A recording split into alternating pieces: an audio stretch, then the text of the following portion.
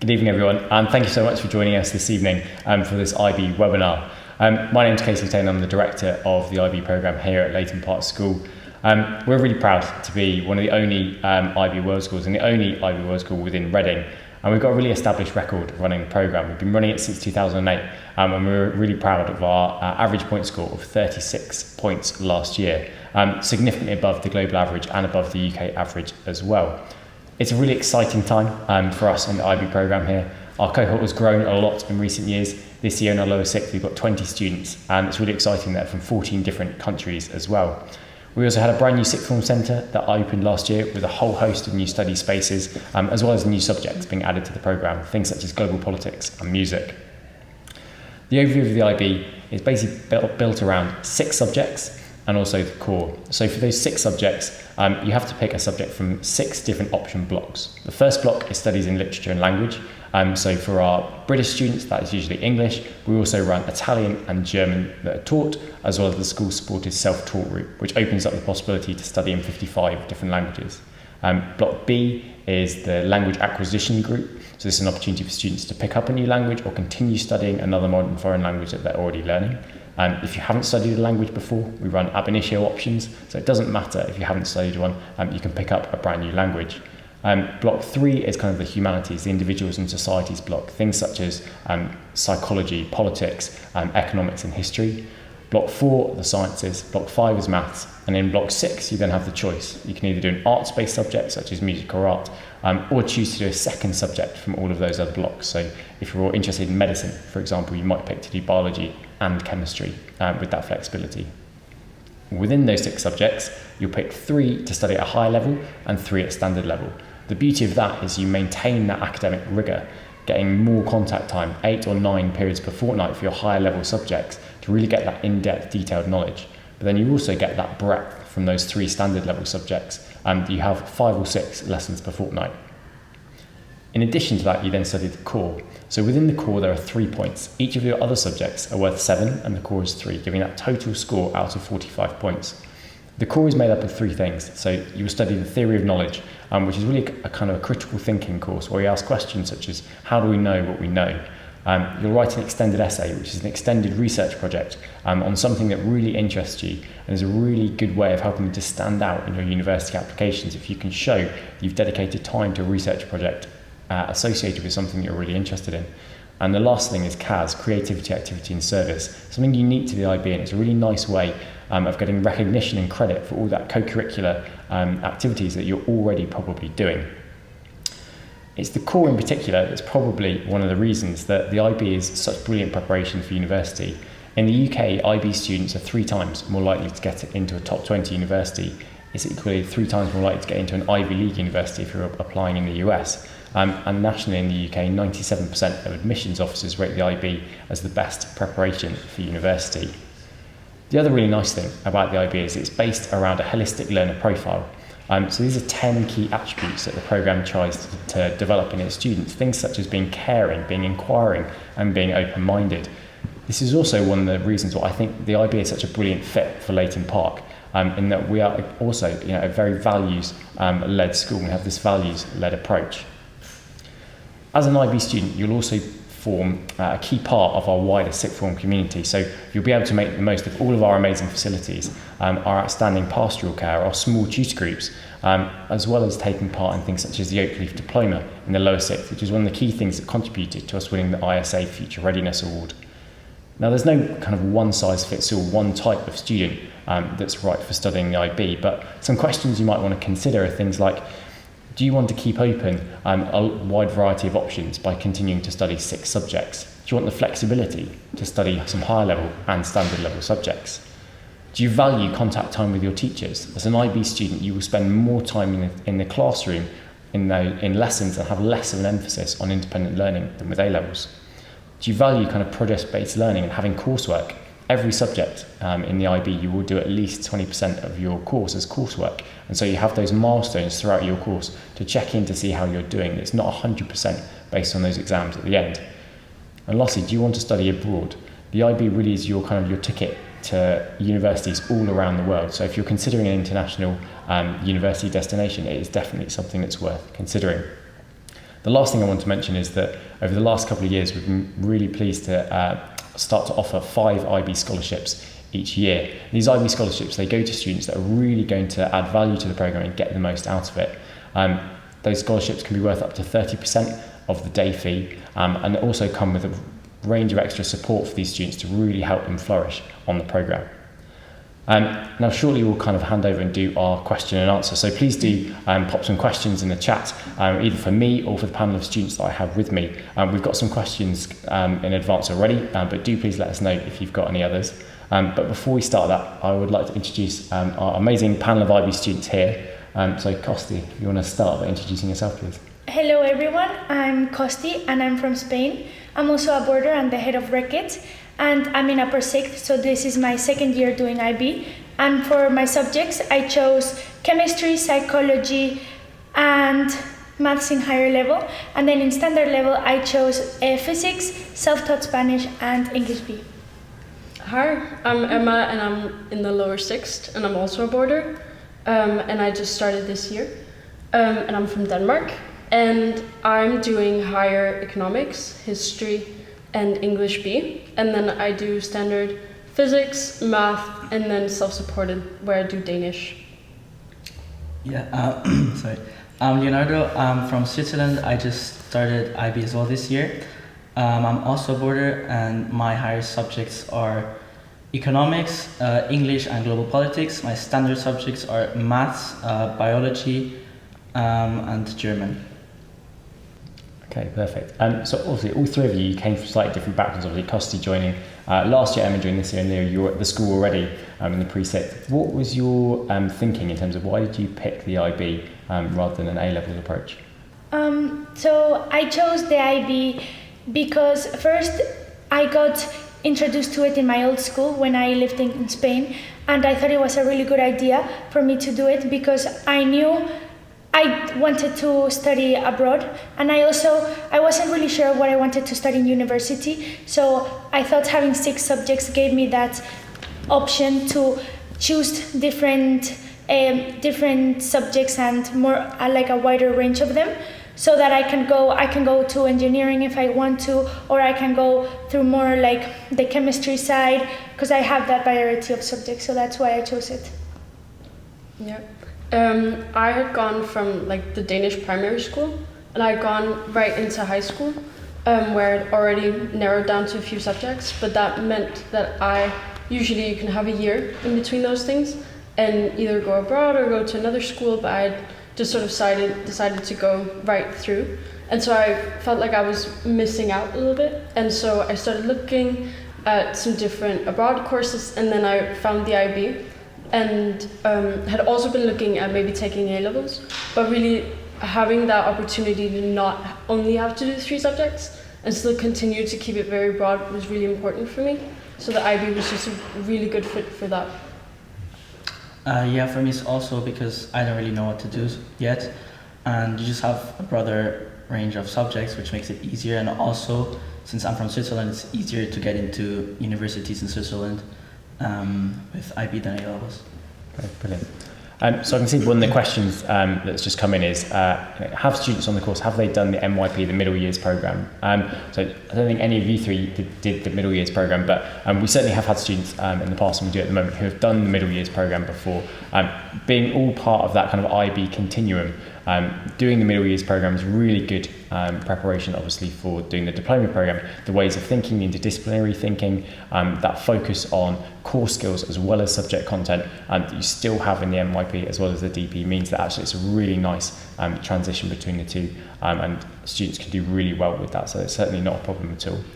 Another question, I think, for you guys. So obviously you're doing the IB, but you're very much still part of the 6th form. Do you still manage to spend time with the A-level students?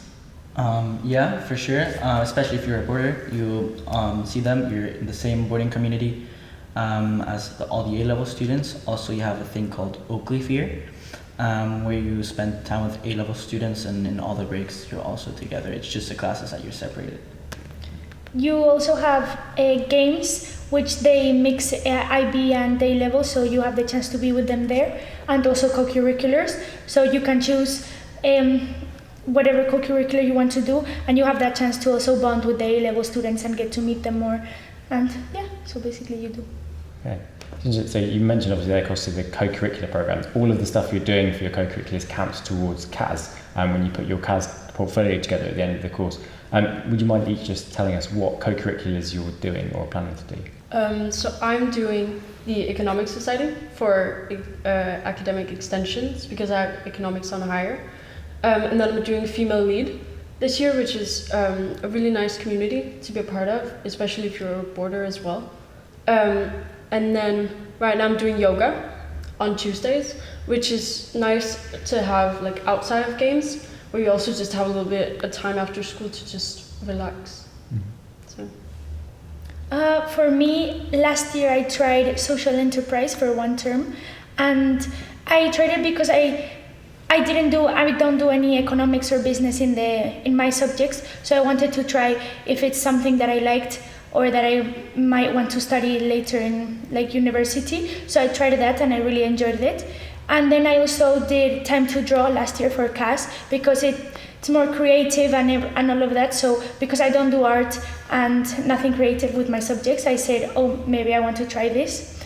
And then this year I'm helping out in a friar co-curricular, which just to bring all of those friars together. And then because they look up to many year 13 especially, so it's very important for them to be involved with us and everything, so I think it's really important. And I also do Female Lead Society, which is also something new for me that I didn't try before. And yeah, that's all I've done. Okay, so we'll take some of the questions that have come in the chat. Thank you all for your questions. So the first one, are there any English students on the IB diploma? Definitely. So this year, 11 of the 20 students in the lower sixth are our internal students at the school, 9 were new external students from the school, and we've got over a third of them are British students. Again, as well as that, we've also got students that are, they live in the UK, they're not necessarily boarders, but they live locally and they're on the programme as well. There was a question as well in there about, can English be your language? Well, it kind of depends a little bit on your background. So English, if it is your first language, then you need to do English as your kind of language A block, which is kind of the English literature course, and then you'd have to pick an additional modern foreign language to study as language B on the language acquisition course. But again, you could do the ab initio course, so it doesn't matter if you haven't studied a language before. However, if you're fluent in another language, or if English isn't your first language, you can do whatever your first language is in block A. So, you know, whether that's something that we don't teach and you go the self-taught route, things like Danish, for example, or you do a taught route and you do German, that's absolutely fine. But then in block B, for that one, you could do English B. So English is a language acquisition course, which often for our international students or students who are fluent in another language, we recommend that course, the English B one, because it's generally a really accessible course and students tend to do really well on it. There was a question about kind of preparing for IB if you're currently doing GCSEs. Now, Leo, you're the only one here that did GCSEs for this last year. Yes, that's right. What advice would you give to a year 11 student or a year 10 student doing their GCSEs in terms of how they should prepare for the IB programme? So definitely try to do a good result in your GCSEs, try to get good grades. I think that's the most important thing, and just stay organized and learn how to manage your workload. It's I think the most important thing. Okay. For all of you then, what do you think, what are the key skills that makes a really good IB student or a successful IB student? For me, definitely, as Leo said, time management, because it does have a lot of workload, but it's definitely manageable. So if you handing your assignments in time, you have a timetable or over the week to say, okay, this day I do my chemistry IA, this day I do my maths homework and all of that. So it's I think time management is a huge, a really important skill to have in the IB. Yeah, I think what you guys said, but also with learning how to prioritize and learning how to balance, because the IB is very challenging, but you also want to have time to do your COCOs and have a social life apart from it. So yes, definitely time management and learning how to organize, but also still remembering what is that you want to do and learning how to incorporate that as well. Brilliant. So all of you, obviously, you study maths. Do you high level or standard level? Standard. Standard. Higher. Okay, so Yeah, so how much did you enjoy maths kind of previously? What was your experience in maths before? For me, it was okay. It was never like really my favorite subject, but I'm okay at it. I'm not like really good, but if you're doing GCSEs now, IB maths standard is not too different. So the teacher told us so far, and so far what we've had, it's really not.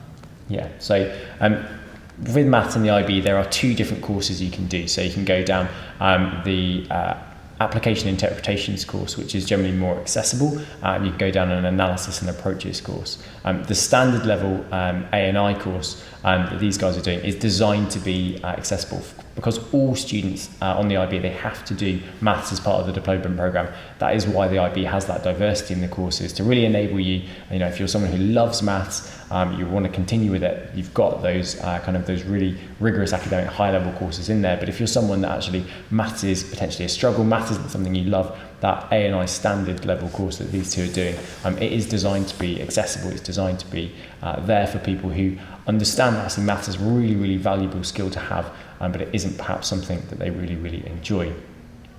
A couple of the other questions come in. So what is the split between A level and IB? So we've got about 200 students across the whole sixth form, and this year about 20% of those students are IB students, but it's grown substantially in recent years, and we're continuing to look to grow that in future years. Other questions that are on there in terms of the split between day and boarding students. Currently within our lower sixth, it's about 12 out of the 20 are boarding students, the rest being day students that are local. So there's a really nice split between the two. I suppose you guys as boarders, do you want to just give a little bit of a picture? What is life like in the boarding house? Because obviously you get back to the boarding house at the end of the day. What's your usual evening and weekend look like as an IB boarding student? So basically school ends at 4:15, and then if you have a COCOS, you go to your COCO at 4:30. But if you don't have anything after school, you have from 4:30 to 5:30 just your own time, or if you want to catch some prep, you can do that, but that's your time to kind of relax. And then we have dinner at 5:30, and if you're a boarder, we have roll call just to make sure we're there and everything in your boarding houses at 6:20, and then you start prep at 6:30 until 8:30. And you have to do prep during those 2 hours, which you will 100% need, because it's, as Emma said before, the IB is challenging, so you need to make use of that time that they give you. And then after 8:30, you basically have some free time. You can go to the gym, you can go for a run, you can play football, or you can just stay in house with your friends or have a toasty or something, so it's pretty nice. Brilliant. So some of the other questions on there are about university. Costi, this might be more for you, as you're obviously in the opposite. But each of you, what are your plans for next year, if you know at this point what you want to do? For me, I really want to go back to Spain to study in university. That's part of why I chose the IB, because I knew I wanted to go back to Spain, so it would be easy for me to I don't have to do any other exams when I want to go back. And I want to study engineering, probably civil engineering, maybe industrial, but I'm leaning more into civil. And I have been looking at universities and everything, and I think I want to go to one in Madrid, so hopefully I get in. Brilliant. Do you two have any ideas yet? I know it's a little way off what you want to do. Yeah, no, for me not yet. That's also the reason why I'm doing IB, like you said. Keep the doors open. Keep the doors open, yeah. Any thoughts? I think now we're sort of getting into the subjects more, and then you started figuring out what it is that you like. Yeah. But I think also going home for a little bit and then sort of seeing where it is. I think we're going to have a better idea next year. Mm-hmm. So. Okay. So the question on that about the recognition of IB at UK universities. So the IB is fantastically well respected by UK universities. In the past, it might have been the case that A-levels were preferable, but actually, if anything, we're seeing the opposite now. And we're seeing lots and lots of top universities, Russell Group universities, really kind of searching for those IB students because they are so well prepared for university. Especially once they get there, universities often find that IB students in their first year get off to a much better start because they've got those academic study skills that their A-level counterparts might not have yet.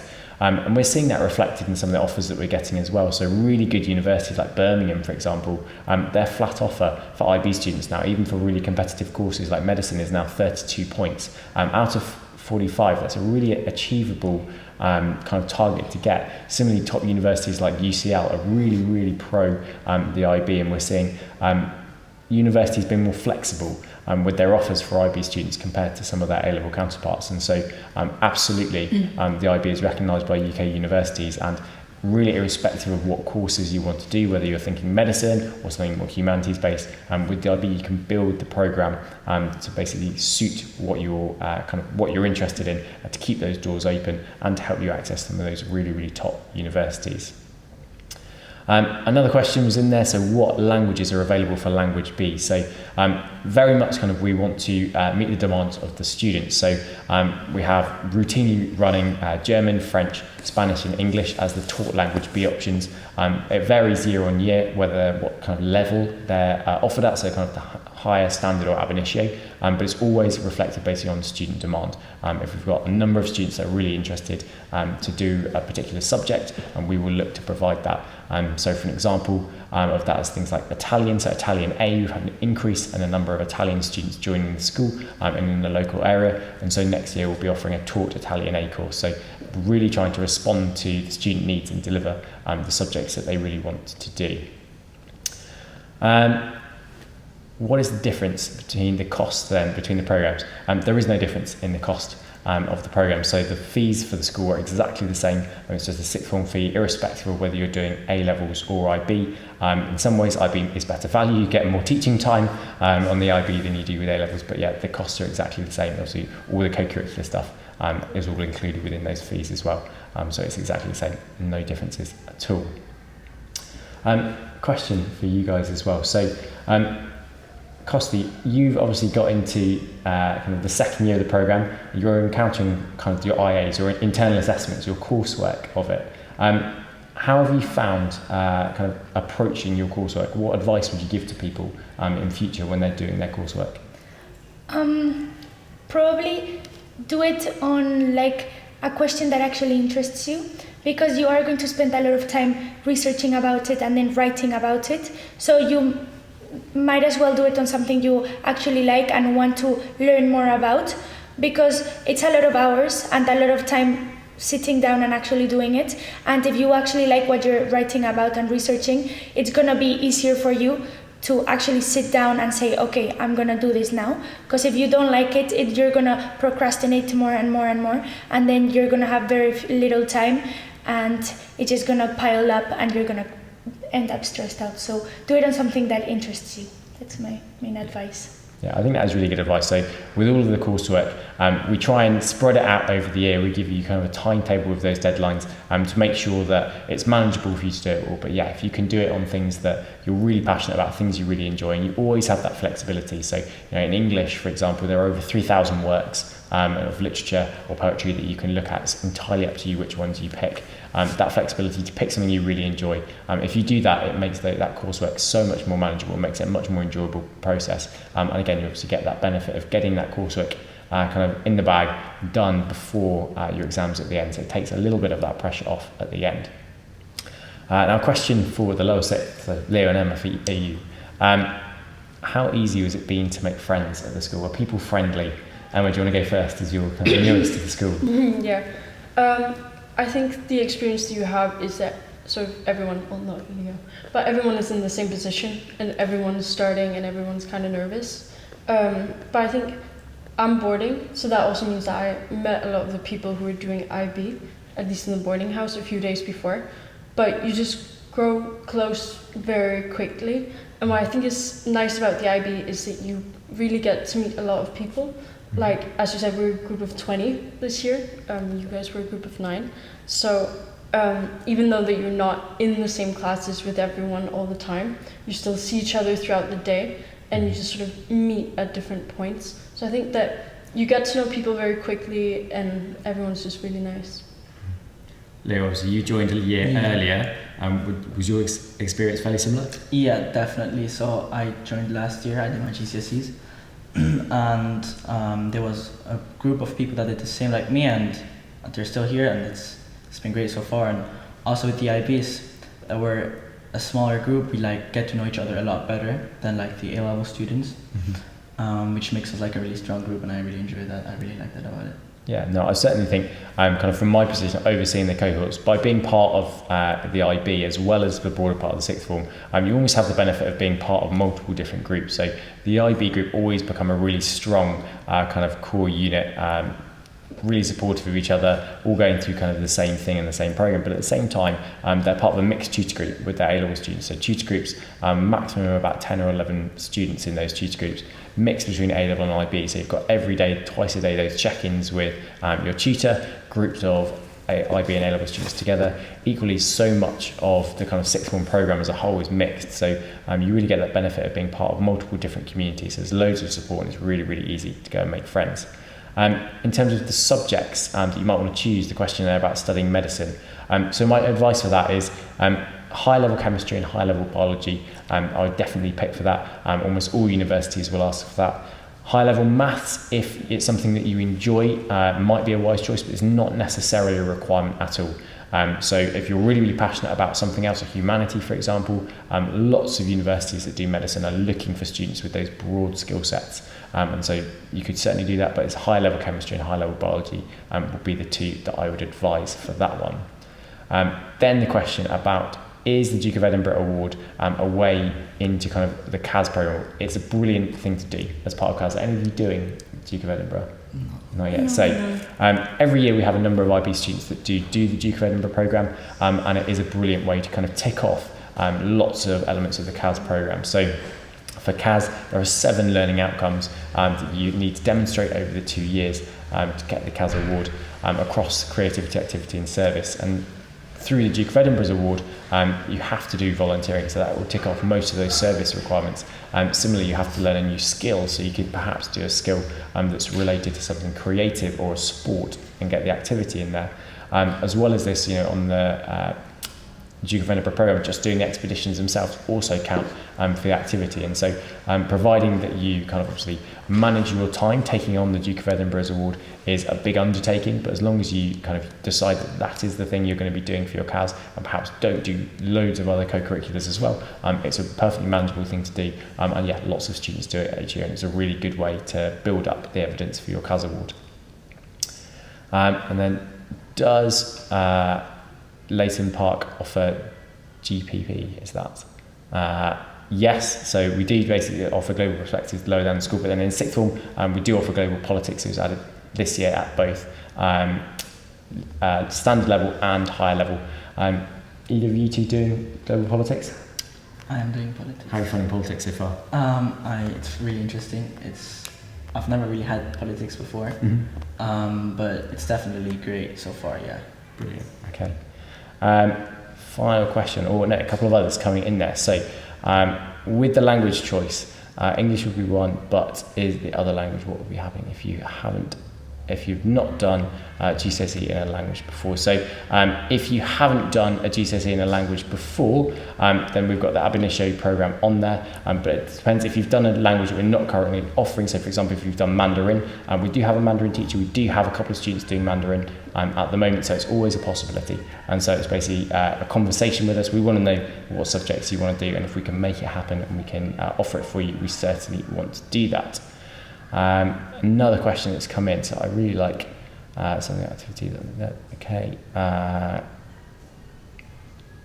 Okay, bit worried about the sciences. Which one is easiest? Costi, you take 2 sciences. Do you want to tell us which sciences you do and how you found them? I take chemistry and physics, but for me I take chemistry in higher level and physics in standard level. So right now it's harder chemistry, but because I do it in a higher level, so I have more content and more things to learn.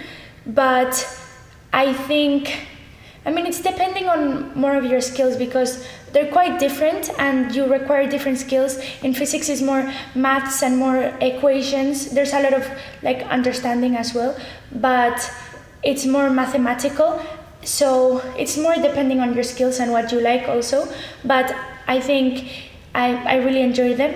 For me, I'm more of a science person, so I really like doing them, and yeah, they're probably my favorite subjects too, so I I can only say positive things about them. Do you have anything to add about the sciences? How tricky are you finding them? No, so far not. No. Pretty good. Okay, remind us which sciences are you doing? So I'm doing physics standard at Costi, and it's definitely a change. Like I had physics in high school, and I think if you are a border or an international student, those like first few weeks, it's also getting over a certain language barrier. But the teachers are really helpful, and I would definitely say what I found about doing physics is that I've needed a little bit of like help with maths, and I've gone to my tutor about that, and everyone's really helpful. So it's nice. But I think, if you have just genuinely a subject that you think is harder on the IB, there's a lot of options, and there's a lot of staff who's really ready to help. Brilliant. I think my advice with the sciences is that if you pick the science that you enjoy, that probably is the biggest determinant more than anything else in terms of how tricky you find it. But there is loads of support available for you. And again, we have that flexibility with the IB program, with the higher and the standard levels, and with the blocking system. So if you were to arrive in September and perhaps you'd picked higher level biology and you decide, actually, you know what, you don't want to do that, we can switch you down to standard really, really easily.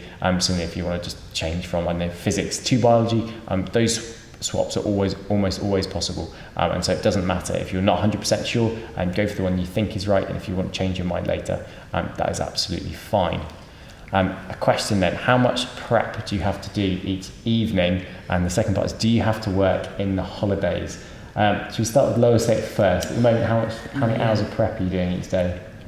So it varies a lot, I think, but usually about an hour and a half a day of prep. If you're lucky, a bit less, but it's not like that you don't have anything else to do. There's always something you have to do, and yeah. Okay.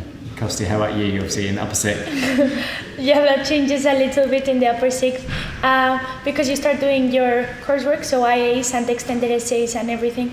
So you definitely need more time. We have 2 hours of prep, like mandatory, and I use it all because right now, like especially this term, which is when you get all of your eyes finished, I would definitely recommend trying to do as much prep as you can and spend even like little time in each IA every day. That counts until like the last part.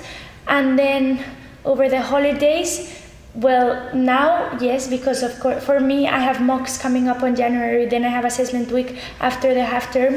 So for me, now I do have to study a little bit, but that depending on like what do you have after those holidays and everything.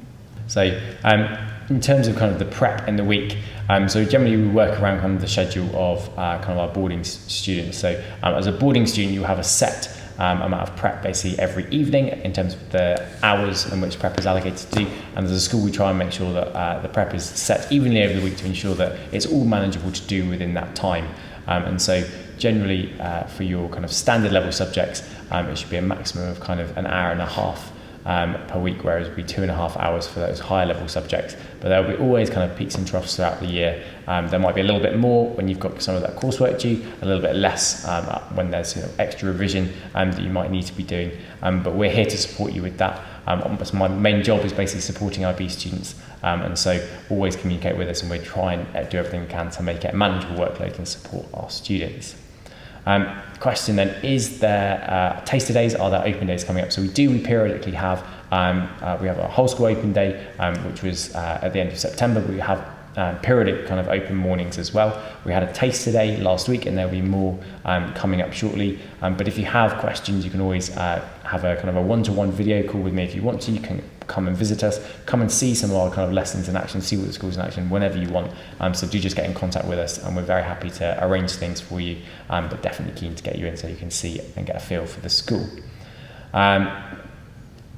Is the school quite close to London? Do any of you guys want to take that? Considering we went into London on Saturday, Leo, do you want to take that one? So yes, we are pretty close to London. I think it's like from the train station, it's like 29 minutes to Paddington. So we are very close, and there was an IB trip just on Saturday, which I went to, which was great. And yeah, so there's definitely time and availability to go to London. Yeah, and also if you're a boarder, you can definitely go on the weekends and go into the city. Usually we can also go to Reading, but a lot of people do choose to like go to London overnight when you have a guardian to stay with. Yeah, brilliant. There's a question there about, is there a taster day for new students? So at the beginning of term, for our new students, the first day of term is called Newcomers Day. So it's just for the new students before everyone else arrives. Emma, you're obviously there for Newcomers Day this year. What sort of things did you do on Newcomers Day? I think we went around to our classes a little bit and saw what that was going to be like, and met our teachers, and also spent a lot of time together on the IB. Like as Leo said, like we're quite a close group, so you just get to meet everyone and sort of see the area. It's quite large, so you're just trying to figure out your way around. Yeah, definitely. But that day on Newcomers Day is kind of, it is that taste day. It's ready for students who are new to the school to get settled in, figure out their way around, get introduced to the teachers and their fellow students as well before everyone else arrives. So it's a really nice, gentle start, ready for kind of the start of the proper teaching day the following day. There's a question as well. If I get all 8s and 9s at GCSE, well, obviously fantastic, well done, that would be amazing. What kind of school would you get on the IB programme? It's hard to say, but based on kind of students that have come through the school previously, students have done fantastically well like that in their GCSEs, getting those kind of straight 8s and 9s. We have students every year that are kind of getting 42, 43 points out of 45, which is phenomenal. Kind of looking at UCAS points wise, that would be substantially above even kind of 3A stars in A level. So we get that every year. You would be certainly on for a very high point score. We'd expect it if you get very, very good GCSE results. But of course, it all comes down to the hard work that you need to put in over the 2 years. But everyone, when they arrive in the lower sixth, we kind of do some baseline assessments to kind of figure out exactly where you're at, what we think we should be aiming for. And it's our job to challenge you and support you to help you absolutely flourish in the programme and do as best as you can. It looks like we haven't got any more questions in the chat. So if you have got anything else that you wanted to ask, please do pop it in now so we can ask the questions to either me or to the panel. But I suppose you guys, kind of to wrap it up a bit, if you had to say kind of your favourite thing about the IB programme either so far or it costs you a little bit more experience, what have been your kind of highlights or favourite things in doing the IB programme? I think what I really like about the IB program is that it really prepares you for university, because it's not just you go to class and you learn the content of each subject. It really allows you to think outside the box. It allows you to think critically and do those further questions to yourself. You also have theory of knowledge, which allows you to learn more how to write essays and how to research in a deeper level and all of that. So I think it really prepares you for university, and that's a really big advantage compared to what A-level gives you, because it will make going to university easier for you. That's probably a highlight of the IB for me. Any highlights? I think sort of what Costi's saying, and obviously we've just started, so I think we'll also get to know it more next year. But I think you started off by saying that it's a very holistic experience, and I think it's really true, and I think that is sort of what we're going to see in the IB. But I think my favorite thing until now has been around all the people on IB and really embracing, because we are usually we do have day students, but we also have boarders from different cultures, and I think that you definitely get to see that, and you get to experience meeting a lot of new people, and I really think that is an important experience. Yeah. Yeah, I also think what Emma and Costi said, also for me, what I'm excited about, it's not just exams, in the end, it's also the extended essay and CAS that give you points or that are important for the IB. And I think that's a good thing, that it's not just about the grades, but also on other skills. Brilliant. So a couple of other questions have come in there. So are students settled in terms of ability? No, they're not on the IB programme, although the IB programme is in some ways slightly self-setting with that split between the higher level and the standard level students. Often students that have got kind of a higher grade at GCSE or in their formal study often will pick the subjects they're best at as their high level subjects, but no, within them we don't set students. It's very much with our small class sizes on the IB, averaging kind of about 6 or 7 in a class. Really, we don't kind of need to set them on that. There's plenty of support from the teachers to challenge the very top or provide that support if needed. And then again, the question about, you want to go to university, what support is available? There's absolutely massive support available from lots of different people. So kind of the very first layer of support is kind of your tutor. So there's really small tutor groups of maximum kind of 10 or 11 in the sixth form.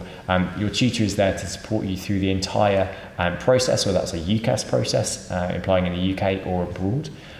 Also, we've got 2 other members of staff who are really important in this. So one of my colleagues, Jenny, Jenny runs what we call our Aspiring High programme. So she supports all students who want to go to Oxford, to Cambridge, to do medicine, to dentistry, veterinary, all of those applications over kind of the whole 2-year sixth form programme. She works with those students, she supports them, helps develop things like their interview skills, their application writing skills, debating skills, to help them try and get into those very, very top, very competitive universities.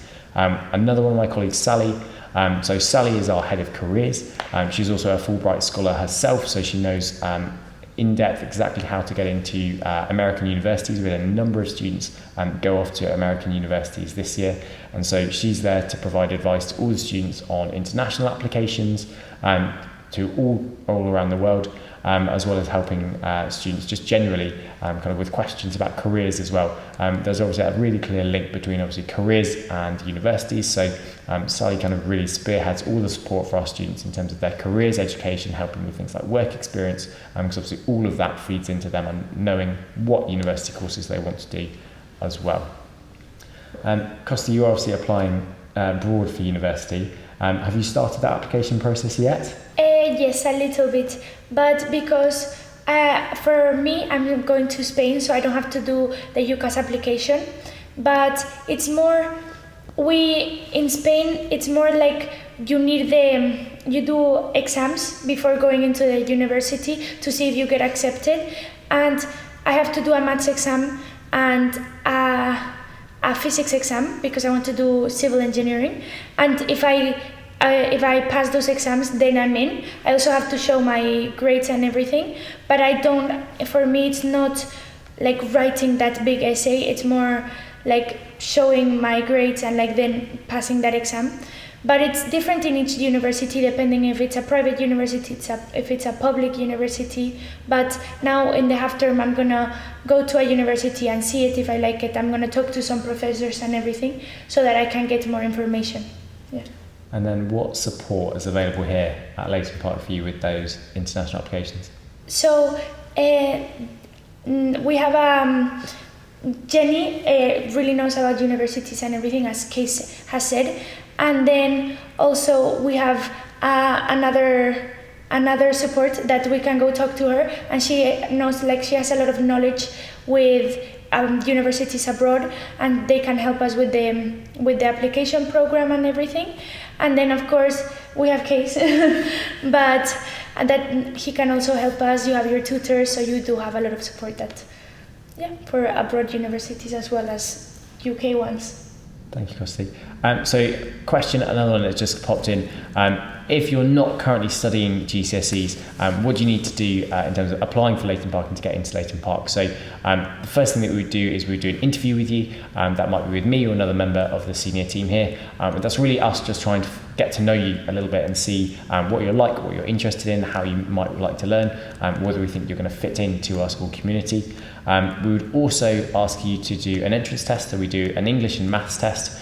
These can be done basically online. You have to go somewhere where you're going to be able to be supervised in the exam conditions, but we can arrange them with you. And then the last thing as well, we would obviously get a reference from the current school that you're at, and basically based on kind of the holistic view from all of those things, we would then make an offer to invite you to come and study at Leighton Park.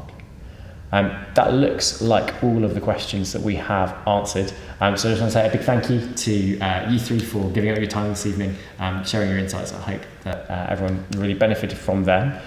Thank you so much to everyone that is watching from home as well. I hope we managed to answer all of your questions. But if you do have any other questions at all, please do get in contact with us, either via email, get in contact with the admissions team, or if you go on the IB page on the school website, there's a direct link on there.